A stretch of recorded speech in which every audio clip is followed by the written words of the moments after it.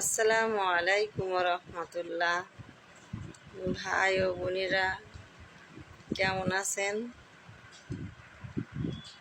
আল্লাহর রহমতে আপনারা সবাই ভালো আছেন।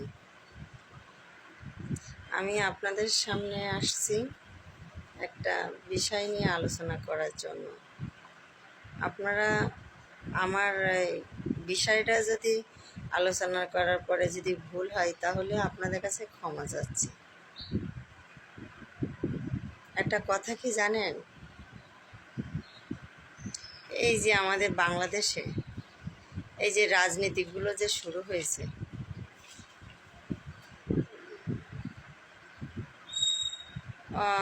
অস্থির। কারণ যেভাবে মানুষের মারধর করছে, যেভাবে ধর্ষণ করছে, যেভাবে চুরি ছিনতাই করছে, এগুলো তো ভালো না। কারণ কেউ এখানে বিচার করার কেউ নাই। কারণ এই যে আপনারা একটা কথা বোঝেন, এই যে 17 বছর দেশটা চালাইছে, করেছে, সে কিছু করেছে, তারপরেও সে ছাত্রদেরকে মেরেছে, আয়নাঘরে বন্দি করে রাখছে, কত মায়ের বুক খালি করছে।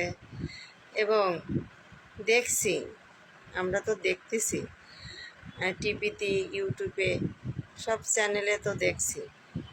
এবং এই জন্য আপনাদেরকে বলছি, যে মন্ত্রী আসুক না কেন, আপনার ভোট আপনি দেবেন।